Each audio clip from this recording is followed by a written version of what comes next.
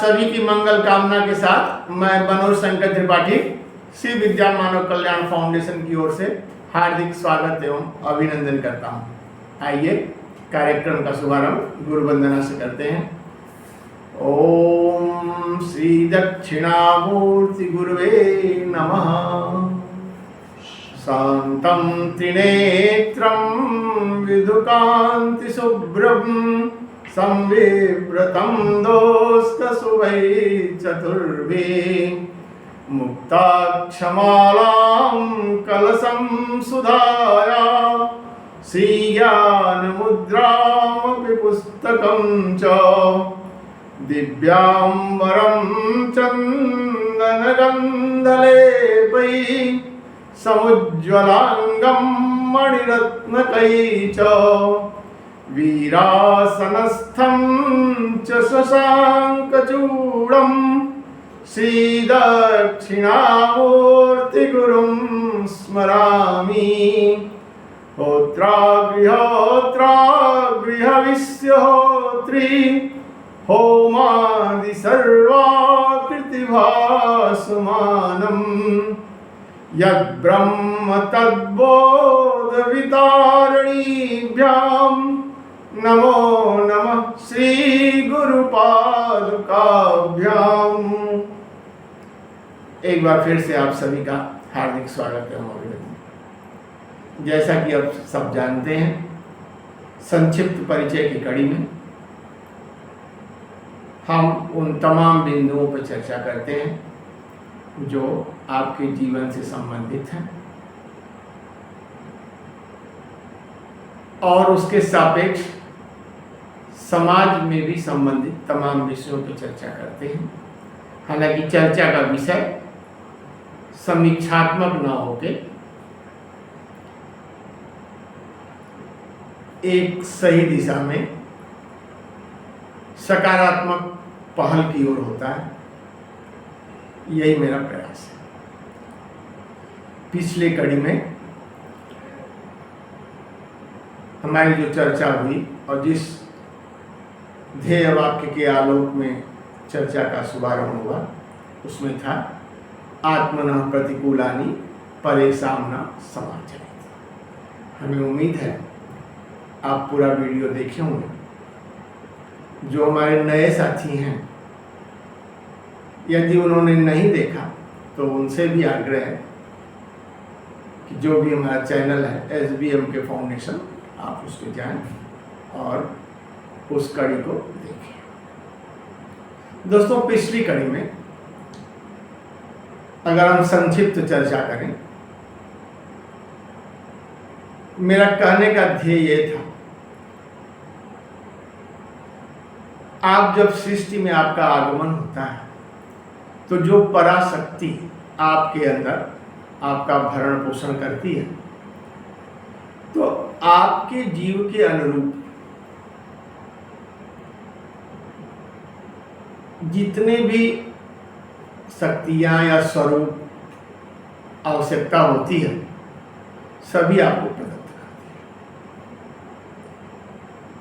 है। सृष्टि संसार में आने के बाद इस उम्मीद से कि आप उसके द्वारा जो प्रदत्त किया जा रहा है, जो भगवती के द्वारा आपको प्रदत्त किया जा रहा है, आप बिना किसी अपने देहाभिमान के, जैसे चंद्रमा पर जब उपग्रह छोड़ते हैं हमारे वैज्ञानिक, तो दोस्तों वो चाहते हैं, उनकी एक मंशा होती है और उस तरह का उपग्रह उनका काम करे, उसको कक्षा में स्थापित कर दिया जाता है और जिस हिसाब से उसमें सारी व्यवस्था दी जाती है वैसे ही वो कार्य करता है।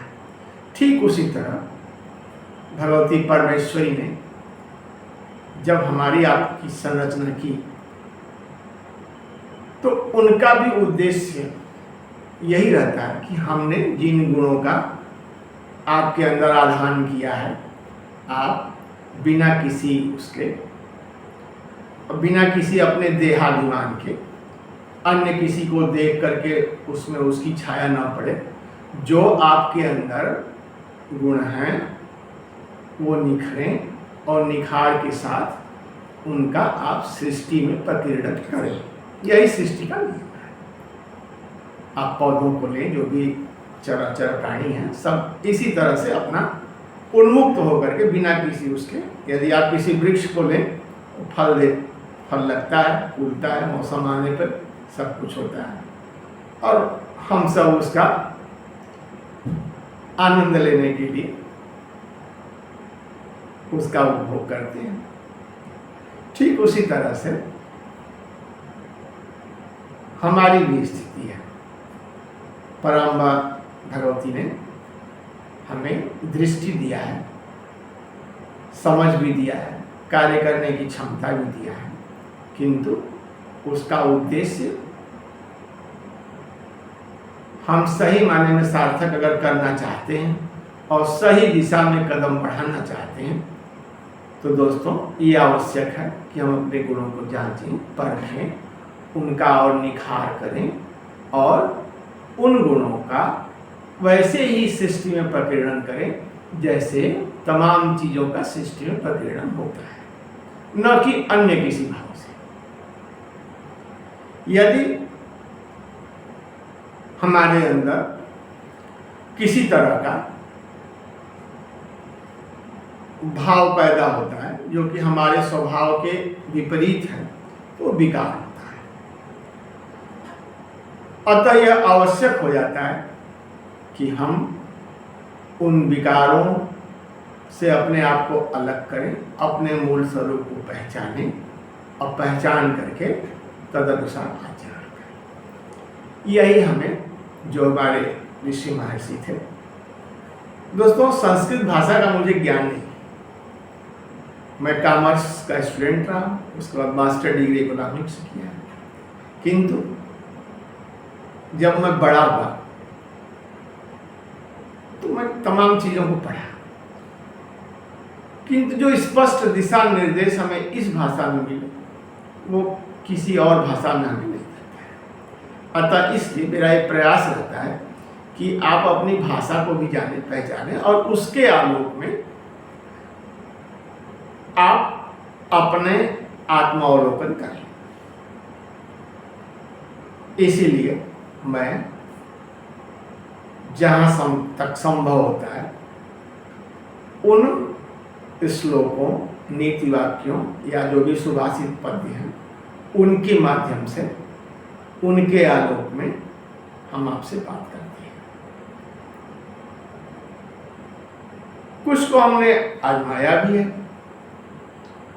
आपको भी अगर लगे आप भी उसका पालन करें, आचरण करें, तो आचरण में उतारें, फिर उसके बाद अपना निष्कर्ष लें कि वो गलत है या सही है।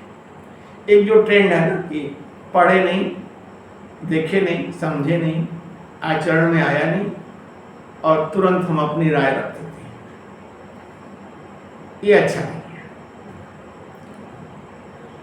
तो हमने एक श्लोक देखा और उसके आलोक में ही मैंने संक्षिप्त परिचय देने का प्रयास किया। इस श्लोक का जो सार था वो आत्मना प्रतिकूलानि परेशान न समाचरे, जिस पे हम लोगों ने चर्चा किया कि हम उसी भाव से भाषित हों जिस भाव को हमें भगवती ने प्रदान किया है। ये हमारा दायित्व, कर्तव्य और कर्म।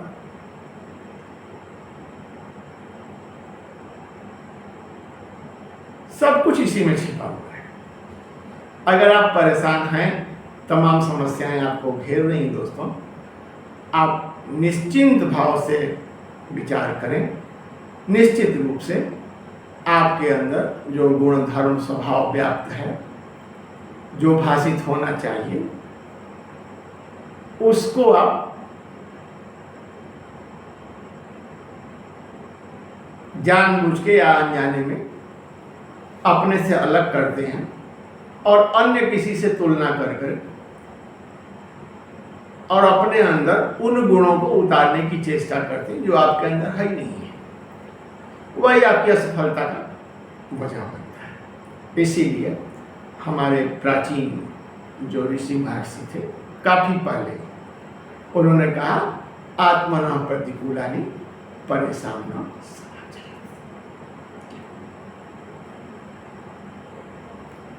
आगे बढ़ते हैं आज के क्रम में।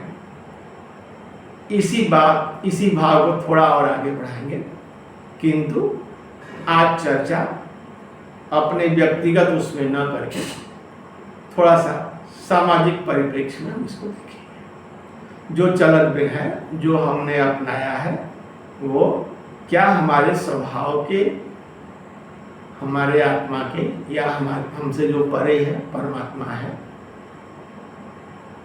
उसने जो हमें दृष्टि दिया है उससे मेल खाता है या नहीं। दोस्तों, यदि आपको लगे कि जो आपका आचरण है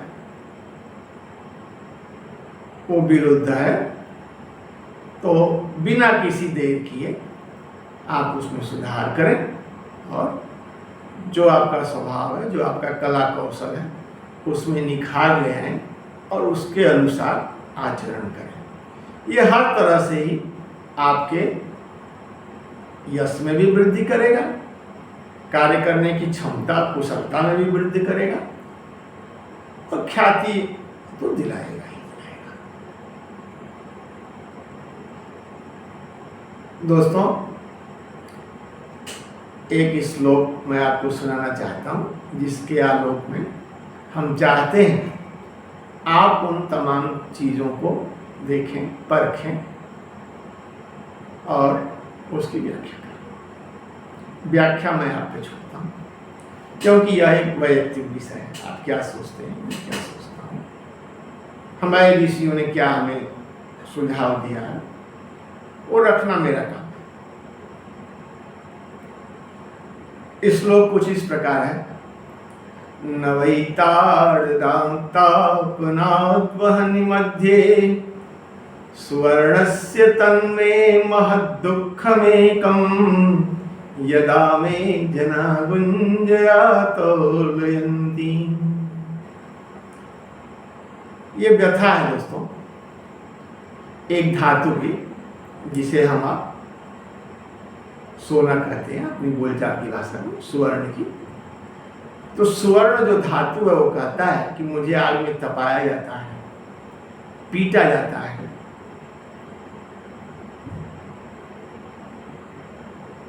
मुझे उसका कोई दुख नहीं है। दुख किस बात का है? सुवर्णस्य तन्मे महद्दुःखमेकम्।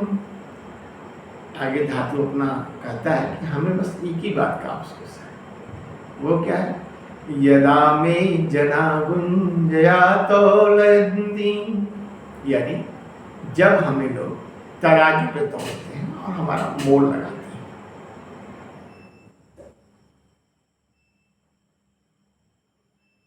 ये व्यथा बेशक धातु की है, लेकिन आज जो वर्तमान परिवेश है जिसमें हम आप रह रहे हैं, उस धातु से कई गुना अधिक हमें अपने आप पे लगता है। कोई भी बच्चा अपनी शैशवावस्था में ही उसको स्कूल भेज दिया जाता है ज्ञान अर्जन के लिए, ज्ञान अर्जित करता है और लगभग उसका जो खेलने कूदने का जो क्रीम समय है वो सब वो अपना ज्ञान अर्जन में लगा देता है। यानी 20-25 साल का जो उसका सबसे क्रीमी पीरियड है आजकल के परिवेश में, 25 वर्ष का जो आयु होता है वो उसको डिग्रियों की प्राप्ति में, चाहे जो भी हो, वो चाहे व्यावसायिक हो या साहित्यिक हो, जो जिसमें जिसका रुझान हो, अपना क्षमता के हिसाब से लोग लगा देते हैं। क्योंकि हमारे समाज का एक तो ये है गिव एंड टेक जो सिद्धांत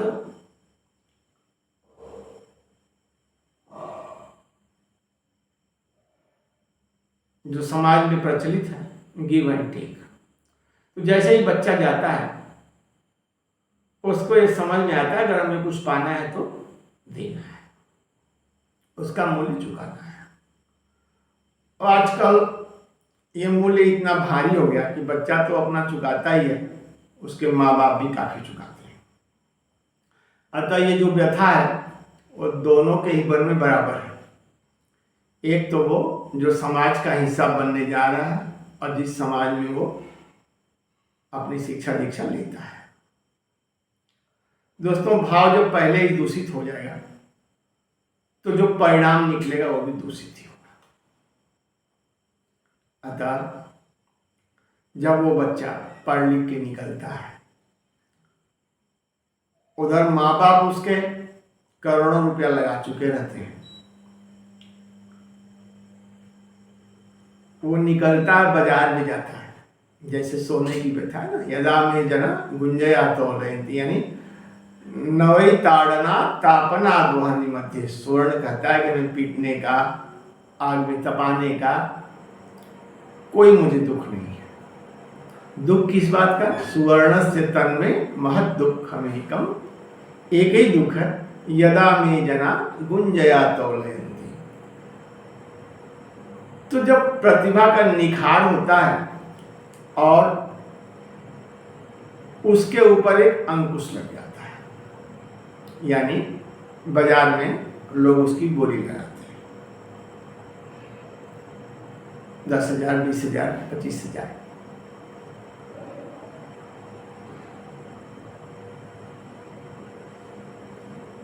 तो व्यथा का होना तो स्वाभाविक है।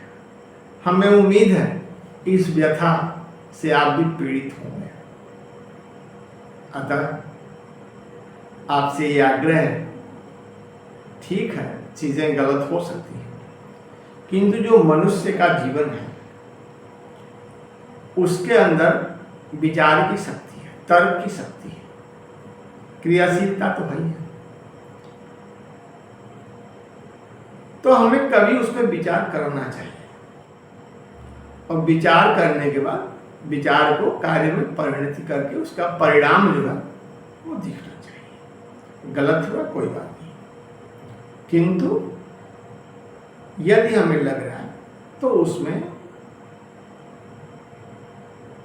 हमें उस पथ पे विचार करना बिल्कुल आवश्यक है। हम आपको एक घटना बताते हैं। बहुत लोग सोचते हैं कि भाई बहुत संख्या में लोग वही कर रहे हैं तो हम क्या करें। छोटे पर ही घटना है। हम 3-4 दोस्त थे, उसके बड़े भाई यहाँ गए। एक दोस्त के बड़े भाई रहते थे हॉस्टल में, तब इतना ज्ञान नहीं था। ये BHU की घटना है और हम लोग दूर से गए, थक भी गए थे, धूप बहुत ज़्यादा थी। वहाँ पे उसके भाई भी नहीं थे, भूख सबको लगी थी, इसलिए हम लोग खाना वाना बनाने के उपक्रम में व्यस्त हो गए। वहाँ कुछ बवाल चल रहा था कैंपस में। तब तक वो PSC उस समय हुआ करती थी, तो PSC की बटालियन जो पूरा हॉस्टल को घेर ली चारों तरफ से। फिर भगदड़ मच गई। जो सब दोस्त थे वो सब भी निकले, सब लोग एक दिशा में भाग रहे थे, वो सब भी भागने लगे। मैं थोड़ा देखा, बाहर निकला, मैंने ध्यान दिया तो मैंने देखा कि हम लोग जिस कमरे में रुके थे उसमें 2 कुंडा लगा हुआ था। एक में तो ताला बंद होता था, एक में बंद नहीं होता था। मैं गया, उन सबों को बुलाया, कहा कि चलो सब जाने दो, जा रहे हैं जाने दो। सबको बुला के ले आया। एक बड़ा सा ताला था उसके पास, 2 बड़े बड़े ताले थे। मैंने दोनों ही तालों को उस कुंडे में लगा दिया और उसके बाद सबको अंदर बंद कर दिया। तो जितने भीड़ देख करके भागे थे सब पीटे, किसी का पैर फटा, किसी का घुटना, किसी का कुछ। PSC का डंडा सबके ऊपर बरपा, किंतु मेरी तरकीब काम की। हम लोग सुरक्षित कमरे में बंद रहे। कहने का आशय यह है, कभी कभी भीड़ को देखकर निर्णय नहीं लेना चाहिए। कोई जरूरी नहीं है कि जो भीड़ जा रही है वो सही दिशा में ही जा रही है। अतः आप जहां भी हैं, जैसे भी हैं, आप विचार करें। विचार करने के पश्चात ही निर्णय लें। आज के लिए इतना ही। आइए हम भगवती की आराधना करते हैं।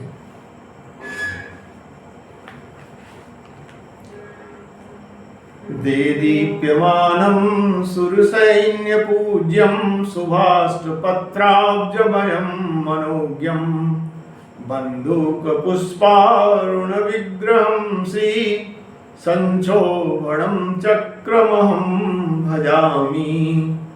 आदावनङ्गकुसुमां स्मरमेखलाम्बां साक्षात् अनङ्गमदनां मदनातुरां च रेखां तथा मदनवेगिनिकाख्यदेवीम् आराङ्कुशां मदनमालिनिकां समक्षम् इत्थं स्मिता त्रिनयना नवयौवनवाढ्या बन्धूकपुष्पसदृशारुणरम्यदेहा सर्वानीलाब्जनीलमणिपाशश्रेणिदधाना अष्टौ हि गुप्ततरयोगनिका स्मरामि। सर्वाकर्षणिका सुसिद्धिमहिमा श्रीगणपत्यै युता विद्याच्छाभयसद्वराङ्कितकरा नेत्रत्रयोद्भासिता ध्येया सा किल सुन्दरी व्योमात्मचक्रेश्वरी इति चतुर्थावरणवन्दनम्। दोस्तों, इसी के साथ ये चतुर्थ आवरण है। इसमें देवी के स्वरूप का वर्णन है।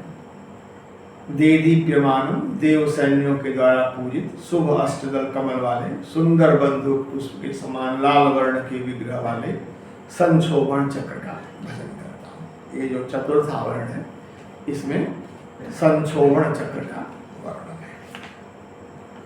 इसी के साथ आपसे ये आग्रह करते हुए कि अपनी दिशा, आप जिधर चल रहे हैं उसका मूल्यांकन करें और जो श्री विद्या मानव कल्याण फाउंडेशन का ध्येय वाक्य है, जिसपे फाउंडेशन आपको उन्मुख होते हुए देखना चाहता है,